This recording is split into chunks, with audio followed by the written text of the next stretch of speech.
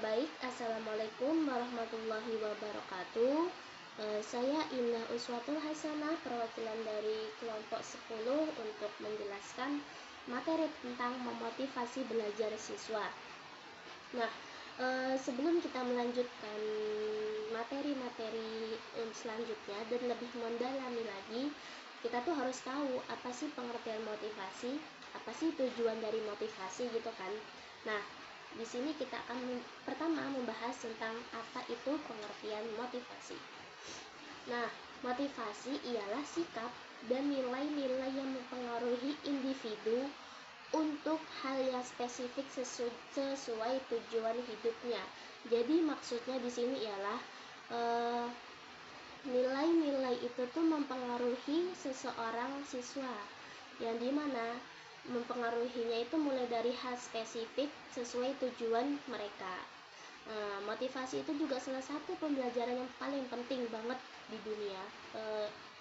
Bukan di dunia, motivasi itu benar-benar pembelajaran paling penting bagi seluruh pelajar di dunia.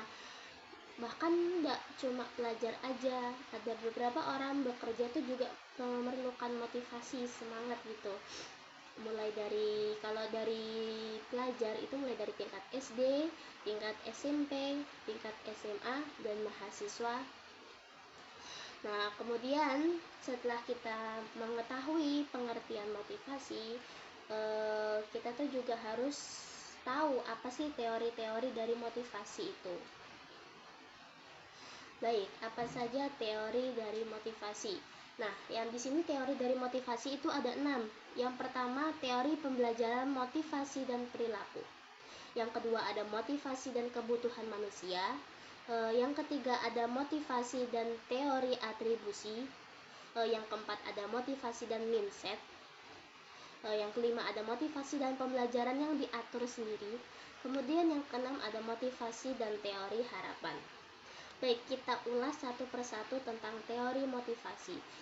Teori yang pertama ada pembelajaran motivasi dan perilaku, yang dimana teori ini tuh mengulas atau mengelompokkan menjadi beberapa bentuk dan berfokus bagaimana siswa belajar. Jadi di sini gini, tugasnya seorang guru itu tuh kayak mengelompokkan beberapa siswa, kemudian siswa tersebut diberi tugas yang tujuannya untuk menyelesaikan tugas itu dan mendapatkan nilai yang bagus. Nah, di situ. Yang kemudian ada motivasi dan kebutuhan manusia, yang dimana teori ini tuh mendorong atau mendasari kemampuan seseorang dalam memenuhi kebutuhannya. Nah, contohnya gini, jika ada seorang siswa dalam pelajaran tertentu mendapatkan nilai jelek, nah tugasnya seorang guru ini tuh untuk mendorong siswa tersebut agar belajar. Kemudian setelah mereka belajar dan mereka sanggup, kemudian mereka melakukan ujian ulang agar nilai tersebut sesuai standar yang ada di Indonesia ini.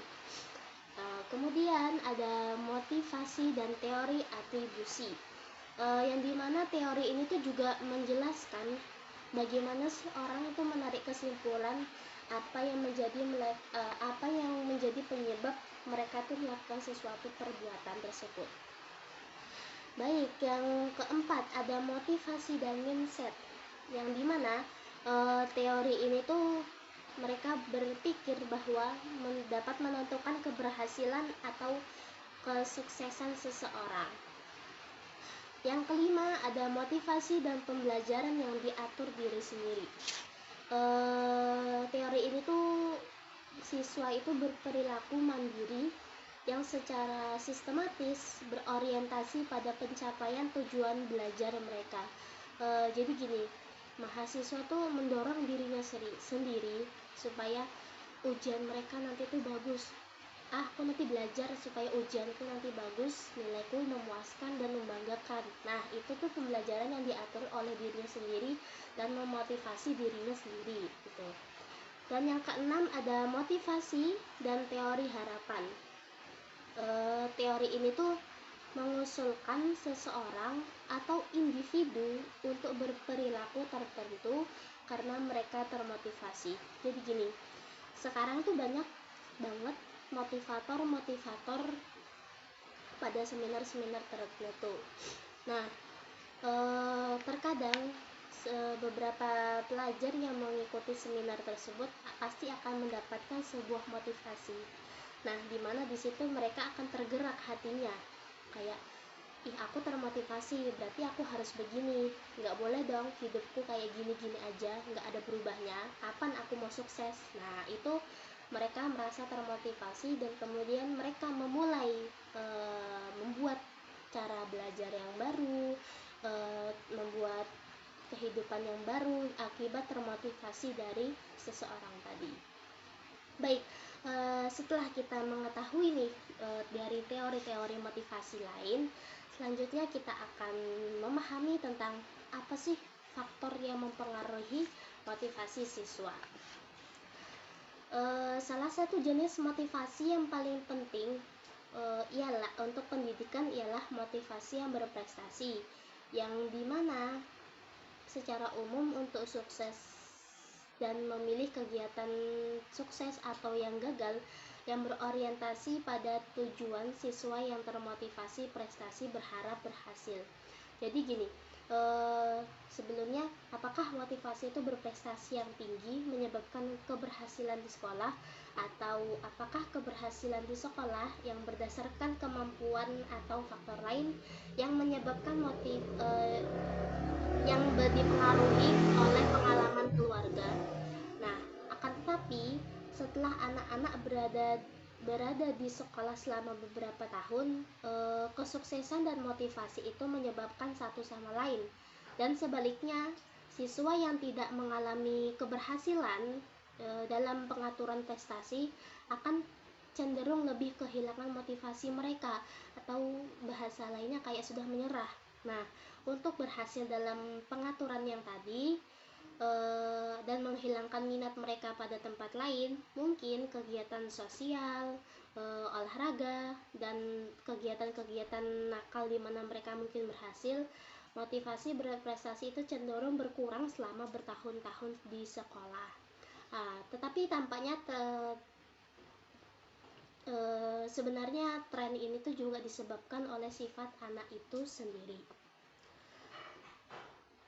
Nah, di sini ada 4 faktor yang mempengaruhi motivasi siswa, yang dimana yang pertama ada motivasi dan orientasi tujuan. Siswa dengan tujuan belajar itu sesungguhnya melihat tujuan sekolah sebagai memperoleh kompetensi dalam keterampilan yang diajarkan. Sedangkan siswa dengan tujuan kinerja terutama berusaha untuk mendapatkan penilaian positif dari kompetensi mereka dan menghindari penilaian negatif. Nah, sebenarnya tuh siswa itu yang berjuang menuju tujuan pembelajaran cenderung mengambil kursus yang sangat sulit dan mencari tantangan, dan sebaliknya siswa dengan tujuan kinerja yang fokus untuk mendapatkan nilai yang bagus mengambil kursus yang mudah dan menghindari situasi yang menantang. Itu menurut Urdan dan Mestas pada tahun 2006. Kemudian ada faktor ketidakberdayaan yang dipelajari, yang dimana dalam lingkungan akademis ini tuh ketidakberdayaan itu dipelajari dapat dikaitkan dengan penjelasan yang internal yang stabil untuk kegagalan. Saya gagal karena saya bodoh, dan itu berarti saya akan selalu gagal. Nah, siswa yang mengalami pikiran kegagalan seperti ini berulang-ulang akan semakin mengembangkan pesimisnya, kayak mereka akan semakin berpikir negatif terus. Mungkin aku akan mengerjakan sesuatu dengan gagal karena beberapa sebelumnya aku mengerjakan ujian juga gagal gitu. Nah, untuk melindungi diri dari umpan negatif atau pikiran negatif, menurut Mars dan Debus pada tahun 2001, ketidakberdayaan yang dipelajari itu dapat muncul dari penggunaan penghargaan dan hukuman yang tidak konsisten dan tidak terduga oleh orang tua atau guru, sebuah pola yang dapat membuat siswa itu percaya bahwa hanya sedikit yang dapat mereka lakukan untuk menjadi sukses. Baik, yang faktor ketiga ada faktor harapan dan prestasi guru. Penelitian tentang harapan guru untuk siswa yang pada umumnya menemukan bahwa siswa itu memenuhi dengan harapan yang guru mereka miliki untuk mereka. Nah, komunikasi harapan positif untuk mengomunikasikan kepada siswa harapan bahwa mereka itu dapat belajar, itu menurut Marzano pada tahun 2010. Jelas, sebenarnya ide yang buruk itu tuh menyatakan bahwa siswa itu tuh kayak tertentu tuh tidak dapat belajar dengan baik. Nah, dan hanya sedikit atau beberapa guru saja yang melakukannya secara eksplisit. Di sini ada beberapa cara implisit untuk mengomunikasikan harapan positif kepada siswa. Yang pertama, tunggu siswa untuk merespon. Di sini tuh guru tuh lebih cenderung menunggu lebih lama untuk jawaban dari siswa yang mereka harapkan lebih tinggi daripada siswa lain. Waktu tunggu yang lebih lama itu dapat mengkomunikasikan harapan yang tinggi dan meningkatkan prestasi siswa. Kemudian, baik, kita lanjut karena tadi waktu zoomnya yang sudah habis, kemudian kita masuk ke link baru. Nah, sebelum kita masuki kecemasan dan prestasi, kita selesaikan dulu yang tentang harapan dan prestasi guru tadi. Nah, setelah kita menghindari perbedaan prestasi, kemudian ada perlakukan semua siswa itu setara atau secara rata, tidak ada perbeda-bedaan. Dengan cara bagaimana? Dengan cara kita tuh memanggil siswa untuk mencapai sebuah tingkatan dan frekuensi yang sama. Kemudian habiskanlah waktu kita bersama mereka untuk mengajarkan sebuah pembelajaran tugas yang baru. Baik, itu tadi tentang harapan dan prestasi guru. Kemudian ada kecemasan dan prestasi, yang dimana setiap siswa itu tuh pasti merasakan kecemasan pada waktu mereka di sekolah. Akan tetapi untuk beberapa saja siswa yang mengalami rasa seperti ini. Nah, kecemasan itu sebenarnya itu menghambat pola kinerja dan pembelajaran mereka, khususnya ketika ujian. Nah, untuk sumber utama kecemasan di sekolah itu sebenarnya mereka takut akan kegagalan. Kemudian hilangnya lah harga diri mereka atau kepercayaan diri mereka. Nah, itu tadi pengertian sedikit atau penjelasan sedikit tentang faktor yang mempengaruhi motivasi siswa. Kemudian, nah di sini ada bagaimana sih guru itu dapat meningkatkan motivasi belajar siswa. Sebenarnya belajar itu memang membutuhkan niat atau minat yang sangat tinggi untuk kita mencapai sebuah kesuksesan. Nah, di sini kemudian para peneliti itu melakukan berbagai strategi dan penelitian untuk bagaimana sih meningkatkan motivasi belajar itu berdasarkan teori-teori yang mereka temukan.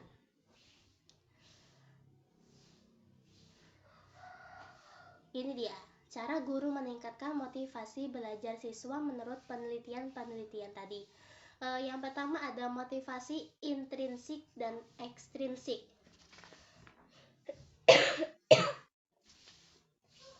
Nah, motivasi intrinsik sendiri itu berkaitan dengan mata pelajaran favorit yang cukup memotivasi siswa tersebut.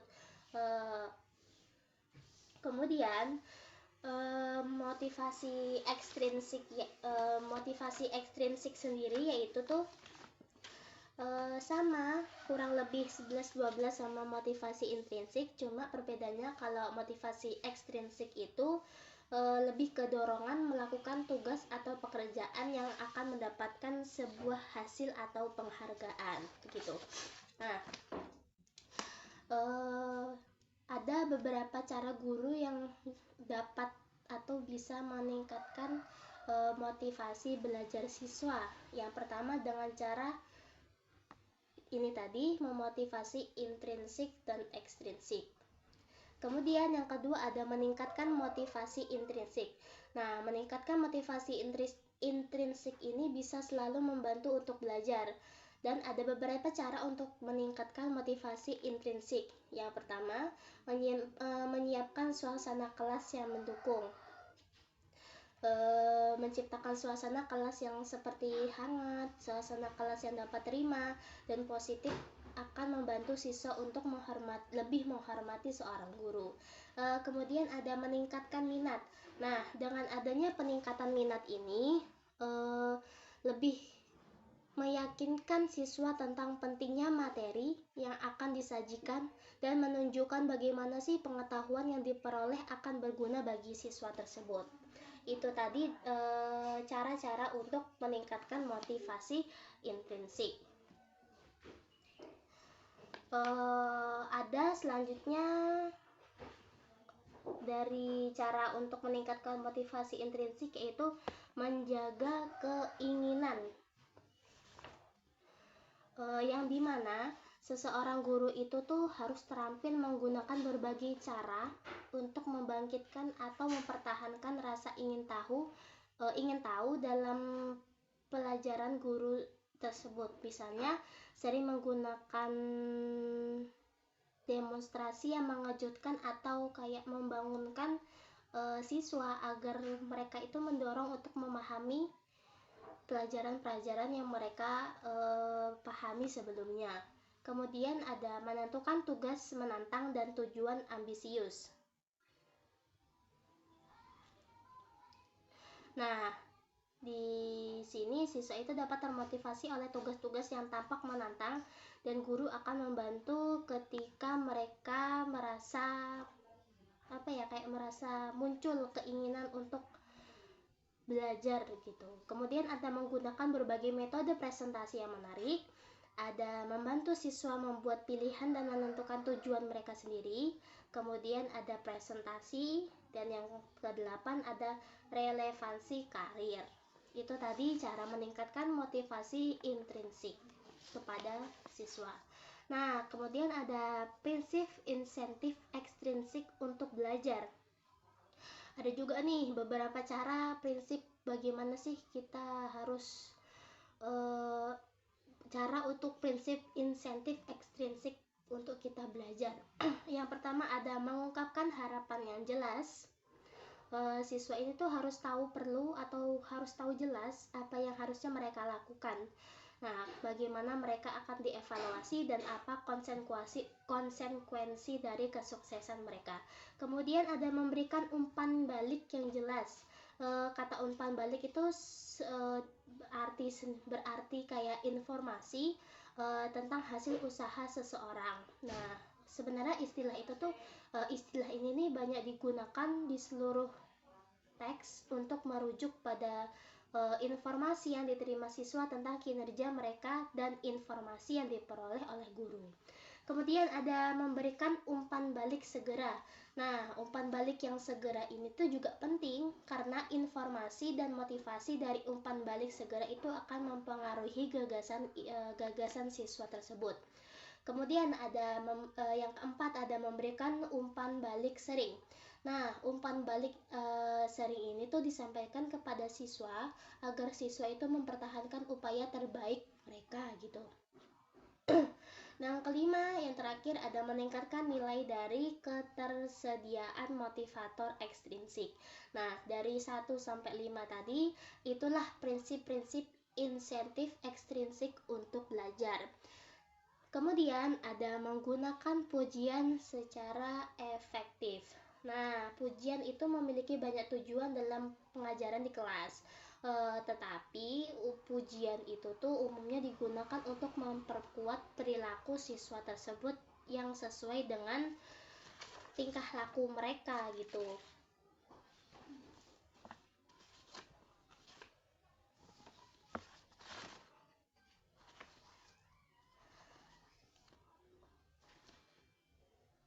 Nah, kemudian umpatan balik kepada siswa tentang apa yang mereka harus lakukan dengan benar. Nah, pujian itu adalah sebenarnya ide yang bagus terutama memberikan pujian kepada anak kecil yang ada di kelas-kelas, biasanya kayak di kelas 1, kelas 2 itu kan masih termasuk kecil. Nah, pujian seperti itu tuh sebenarnya masih bagus, karena dengan banyaknya pujian mereka akan merasa kayak termotivasi, termasuk kayak gitu. Nah, yang kelima, ada yang terakhir nih, ada mengajar siswa untuk memuji diri sendiri. Nah, ada semakin banyak sebenarnya bukti siswa itu dapat belajar untuk menguji diri mereka sendiri. Nah, sebenarnya hal ini tuh meningkatkan akademis mereka. Misalnya, contohnya nih, anak-anak itu dapat belajar memberi tepukan kepada diri mereka sendiri, kayak telah menghargai kerja keras mereka sendiri. Nah, karena bisa menyelesaikan tugas-tugas yang telah diberikan kepada guru-guru, yang diberikan kepada siswa. Itu tadi penjelasan tentang cara guru meningkatkan motivasi belajar siswa. Baik, untuk saat ini selesai sudah materi kita tentang memotivasi belajar siswa. Jika ada yang ingin dipertanyakan, dipersilahkan.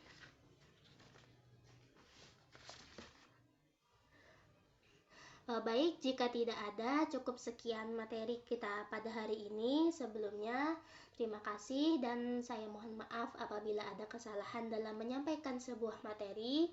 Assalamualaikum warahmatullahi wabarakatuh.